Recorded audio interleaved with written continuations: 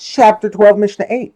The Mishnah refers to a doorway that has a threshold, i.e. a step or platform of wood or stone under the doorway, and a lintel, i.e. a beam at the top of the doorway. The first part of the Mishnah speaks of a threshold that extends beyond the doorway, such that only part of the threshold is in the ohel of the house and part is outdoors.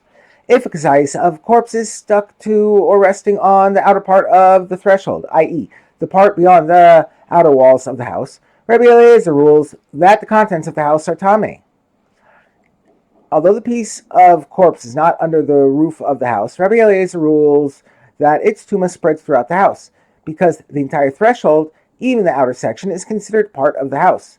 However, Rabbi Yeshua rules that the contents of the house remain tahor, because the fact is that the piece of corpse is outside the house.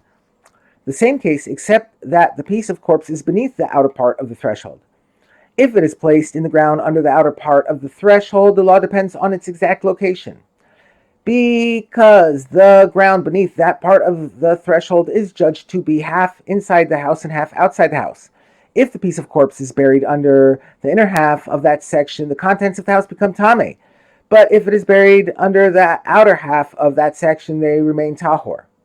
Having discussed a threshold that extends beyond the doorway, the Mishnah discusses a lintel, i.e. the beam above the doorway that extends beyond the doorway. If a piece of corpse is stuck to the underside of the outer part of the lintel, the contents of the house become tameh. Although the piece of corpse is outside the house, we view it as though it were inside, because the space under the protruding part of the lintel is an extension of the ohel of the house. However, Rabbi Yossi rules that the contents of the house remain tahor, because the space under the protruding part of the lintel does not belong to the house.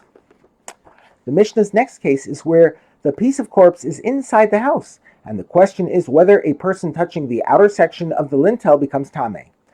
If a piece of corpse is placed inside the house, someone who touches even the outer section of the lintel becomes tameh, since the piece of corpse will eventually be removed from the house by being carried through the space under the lintel. That space is tameh even before it is removed.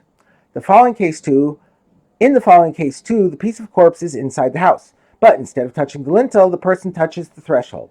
If someone touches the outer part of the threshold, i.e. the part not covered by the roof or lintel, but exposed to the sky, Rabbi Eliezer rules that he is tameh, because as Rabbi Eliezer himself stated above, this part of the threshold is included in the house. Rabbi Yeshua says that it depends on where he touches the outer part of the threshold. If he touches the side of the threshold below the top tefach, he remains tahor. But if he touches the side of the threshold within the top tefach, and certainly if he touches the top of the threshold itself, he becomes tameh.